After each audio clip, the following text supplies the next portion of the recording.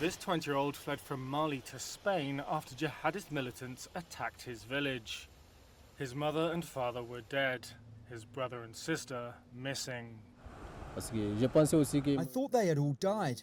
I thought that I was the only one in our family still alive.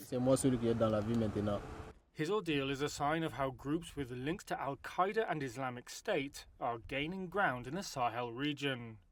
And experts warn there's another risk.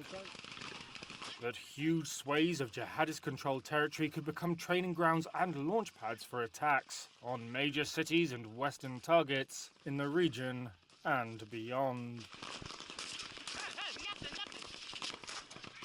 Following coups in Mali, Burkina Faso and Niger, juntas there have turned their backs on traditional Western allies and embraced Russia. Those coups were driven in part by frustration at the failure of authorities to tackle militant violence.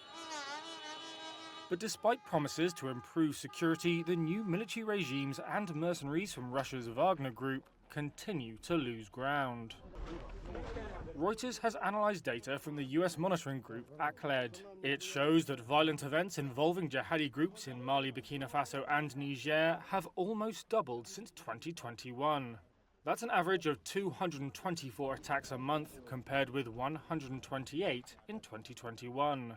Military regimes in the region. ACLED's Henny Sabia is an associate analysis coordinator for West Africa.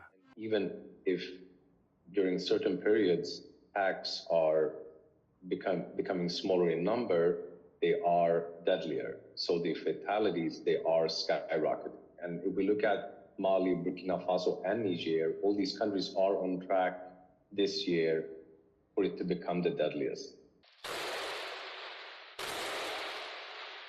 On September 17th, the Al-Qaeda-affiliated JNIM attacked strategic parts of Mali's capital Bamako, killing dozens. That showed how the largely rural insurgency was capable of striking at the heart of power. Burkina Faso is perhaps the worst hit of all. In August, jihadists affiliated with Al-Qaeda slaughtered hundreds of civilians in a single day in a town 2 hours from the capital Ouagadougou.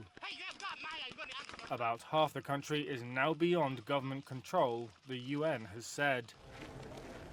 The Institute for Economics and Peace in Sydney said Burkina Faso had topped its global terrorism index for the first time this year. That was with fatalities rising 68% to 1,907, a quarter of all terrorism-linked deaths worldwide. Following their expulsion, Western powers that had previously invested in trying to beat back the jihadists now have very little capacity on the ground.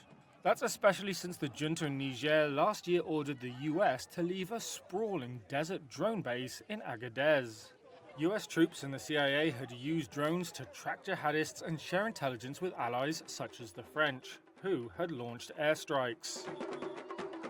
The US is now looking for a place to reposition its assets. One fear for Western powers is the potential for the Sahel to become a base for global jihad, like Afghanistan or Libya in the past. Speaking to reporters this month, General Michael Langley, head of US Africa Command, said all these violent extremist organizations do have aspirations of attacking the United States. European governments, meanwhile, are divided on how to respond. Some object to keeping communication with juntas open because of human rights and democracy concerns. Others, particularly those in southern Europe who receive the most migrants, disagree. Data from the UN's International Organization for Migration shows the number of migrants arriving in Europe from Sahel countries rose 62% to 17,300 in the first 6 months of 2024. That's from 10,700 a year earlier. The IOM also said that the route to Europe that has seen the steepest rise in numbers this year is the dangerous crossing from West Africa to Spain's Canary Islands. It was that route taken by the 20-year-old migrant now in Barcelona.